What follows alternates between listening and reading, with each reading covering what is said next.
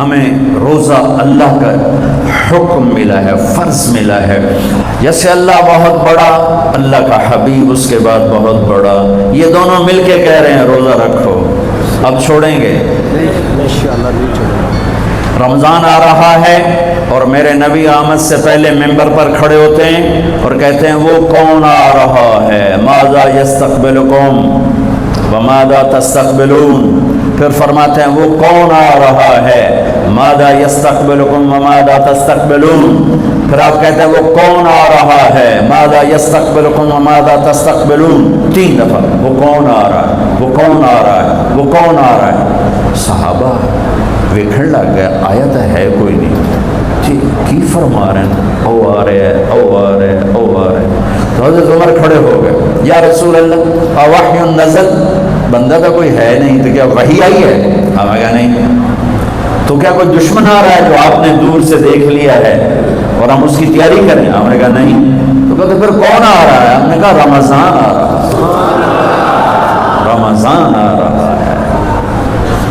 فرض 70 فرضوں کے برابر، نفل فرض کے برابر، تراویح کے ہر سجدے پر 1500 نیکی، ہر سجدے پر 1500 نیکی، تراویح کے ہر سجدے پر جنت میں خوبصورت گھر جس کے 60,000 سونے چاندی کے دروازے، تراویح کے ہر سجدے پر جنت میں ایک درخت سونے چاندی کا جس کے نیچے 100 سال عربی گھوڑا دوڑ سکتا ہے۔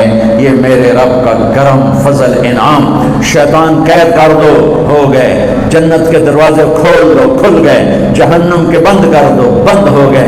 اے مچھلیوں، اے چیونٹیوں، اے پرندوں، اے پروانوں، اے سانپ بچھو، تم بھی روزے داروں کے لیے دعا شروع کر دو، کر دی۔ سمندر کی مچھلیاں، زمین کی چیونٹیاں روزہ رکھنے والوں کے لیے دعا۔ اور افطاری کے وقت دسترخوان بچھا ہوا ہے، کھانا سامنے ہے، کھا نہیں رہا، ہاتھ اٹھا کے دعا مانگ رہا ہے۔ میرا اللہ کہتا ہے انہوں کڑی شہروں کی بیٹی کھاندہ کیوں نہیں، یہ پیندہ کیوں نہیں؟ دسو نا فرشتے ہو، دسو نا یہ کیوں نہیں کھاندہ، یہ کیوں نہیں پیندہ؟ کہ مولا تیری خاطر کہ بس ٹھیک ہے، پھر میری تسبیح چھاڑ دیو تو میرے روزے داران دی دعا تے آمین شروع کر دو۔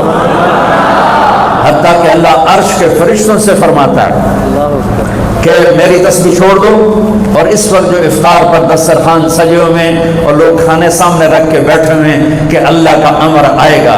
میرے نبی بھی ایسے ہی فرماتے تھے۔ میرے نبی نے 9 رمضان دیکھے، 9 رمضان میرے نبی نے دیکھے۔ ان میں 2 30 کے تھے، 2 رمضان 30 کے اور 7 29 کے۔ اور آپ بھی کھجور سامنے رکھ کے بیٹھے ہوتے تھے، اور ایک آدمی اوپر کھڑا ہوتا تھا اور وہ سورج کو ڈوبتا دیکھ رہا ہوتا تھا۔ جو ہی سورج ڈوبتا وہ کہتا یا رسول اللہ غربت ڈوبا، آپ فوراً کھجور منہ میں رکھتے تھے۔ آپ سحری بالکل آخر میں کرتے تھے اور افطاری فوراً کرتے تھے تاکہ امت پہ بھوک کا ٹائم تھوڑے سے تھوڑا ہو۔ یہ رحمت للعالمین ہے۔ آپ افطاری دیر سے، آخری لقمہ، آخری کھجور منہ میں یا آخری لقمہ، اور بلال اذان دیتے تھے، اور ادھر یوں سورج چھپا اور ساتھ ہی لقمہ منہ، ساتھ ہی منہ۔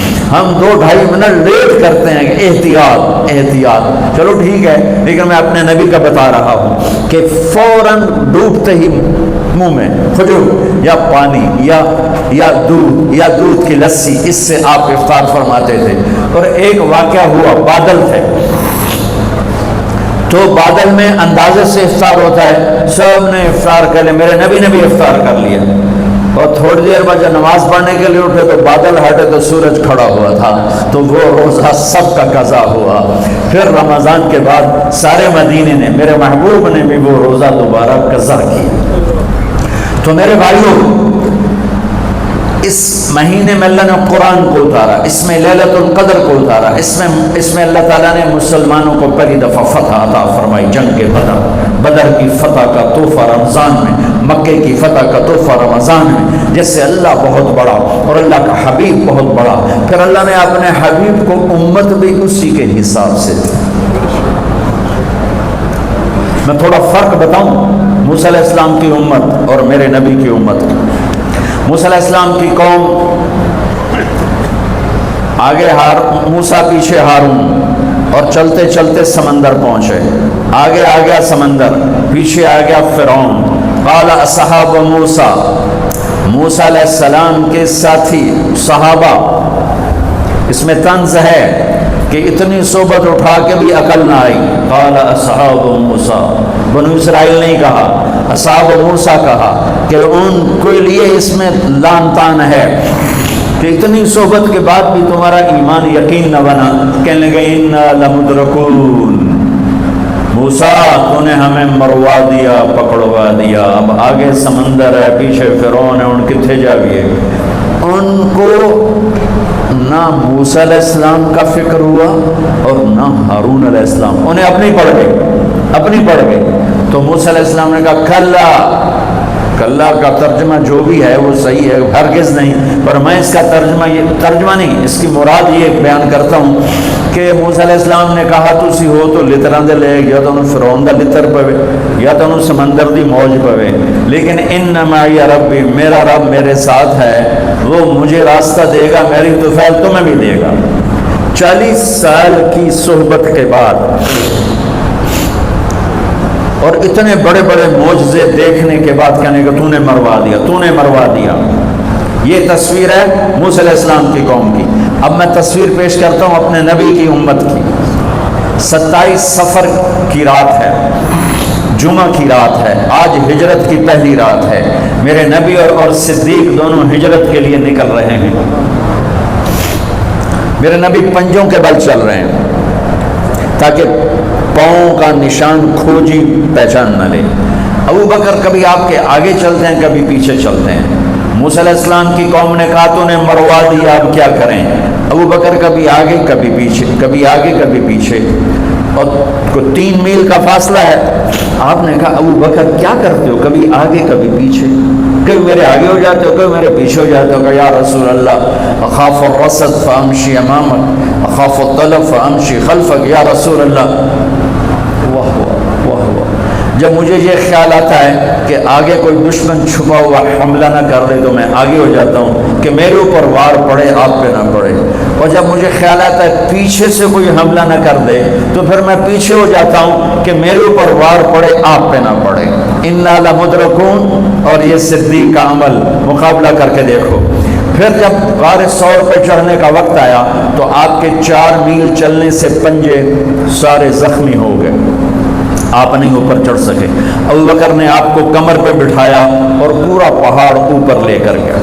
پورا غار کے دروازے پر جا کر آپ کو باہر کھڑا کر دیا. رسول اندر نہیں آئیں گے. آپ اندر گئے، اندھیرا تھا، ٹٹول کے سارے غار کے سوراخ پتھروں سے بند کیے، سوراخ باقی رہ گئے. پگڑی اتاری اور پھاڑ کے سوراخ بند کیے. پھر سوراخ باقی رہ گئے تو کرتا اتارا اور پھاڑ کے سوراخ بند کیے.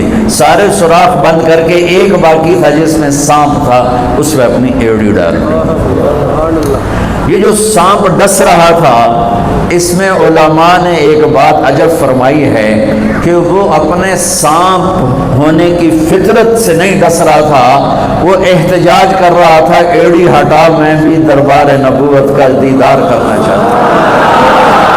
وہ سانپ اس لیے زور لگا رہا تھا کہ مجھے بھی تو دیکھنے دے صدیق، تو ہمیشہ دیکھتا، آج مجھے دیکھنے، آج میرے بھاگ جاگ اٹھا. یہ علماء نے یہ بات لکھی ہے، میں اپنی طرف سے نہیں کہہ رہا ہوں.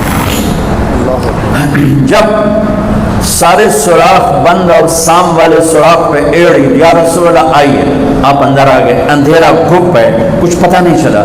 تھوڑی سی جب روشنی ہوئی صبح کی تو میرے نبی نے دیکھا صدیق کا نہ پگڑی اور نہ کرتا.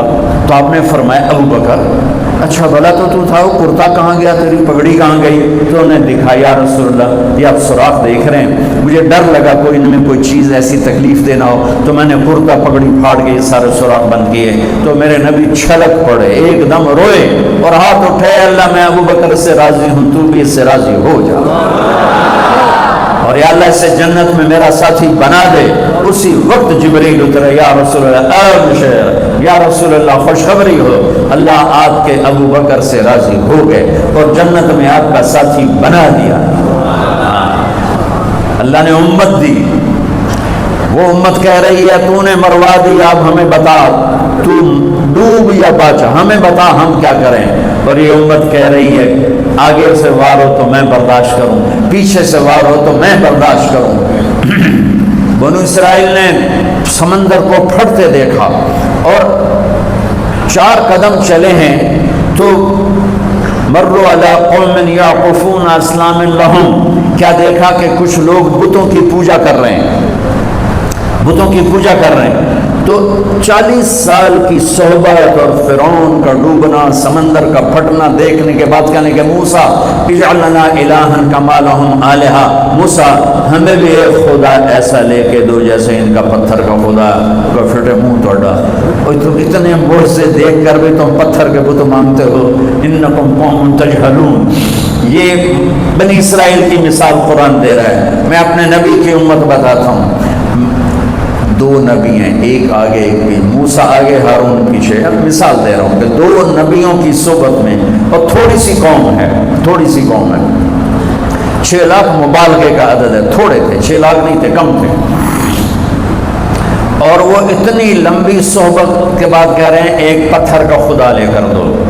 میرے نبی دنیا سے چلے گئے، میرے نبی دنیا سے چلے گئے، صدیق موجود نہیں تھے، حوالی میں تھے، پتہ چلا انتقال ہو گیا ہے، گھوڑے پر ہوا کی طرح اڑتے ہوئے آئے اور چھلانگ لگائی، اندر گئے، آپ کے چہرے سے کپڑا ہٹایا، آپ کا ماتھا چوما، گرم گرم آنسو آپ کے ماتھے پر گرے، واہ خلیلہ واہ صفیہ واہ نبیہ، اے میرا نبی، اے میرا خلیل، اے میرے جگر کا ٹکڑا، آج مجھ سے جدا ہو گیا۔ پھر کہا یا رسول اللہ جائیے آرام کیجئے، آپ نے بڑے دکھ اٹھائے ہیں، آج کے بعد اللہ آپ پر کوئی دکھ نہیں لائے گا۔ اس کے بعد آپ مسجد میں آئے، مسجد بھری ہوئی تھی، نبی دنیا سے جا چکے ہیں، وہاں دونوں نبی موجود ہیں، کہہ رہے ہیں پتھر کا بت لے کے دو، یہاں نبی جا چکے ہیں، عمر تلوار نکال کے کھڑے ہیں، جو کہے گا فوت ہو کے میں قتل کر دوں گا، وہ فوت نہیں ہوئے، وہ اللہ کے پاس گئے ہیں، جیسے موسیٰ گئے تھے اللہ کے پاس اور واپس آئے تھے، میرے نبی بھی واپس آئیں گے، ساری دنیا کے باطل سے مقابلہ کریں گے، لہٰذا کوئی نہ کہے فوت ہو گئے۔ ابوبکر ممبر پر آئے، کھڑے ہوئے، کہا عمر بیٹھ جا، تو عمر کہتے ہیں نہیں بیٹھتا، وہ تو پورے ہوش میں نہیں تھے، نہیں بیٹھتا، تو وہ خاموش ہو گئے اور ممبر پر آئے، اور سنو صدیق کا خطبہ، یا ایھا الناس من کان یعبد محمدا فإن محمدا قد مات ومن کان یعبد اللہ فإن اللہ حی لا یموت۔ اللہ اکبر۔ لوگوں، جو محمد کی پوجا کرتے تھے تو ان کا خدا مر گیا، جو محمد کی پوجا کرتے تھے تو آج اللہ نے ان کو موت دے دی۔ ومن کان یعبد اللہ، اور جو اللہ کی پوجا کرتے تھے ان کا اللہ زندہ ہے، موت سے پاک ہے۔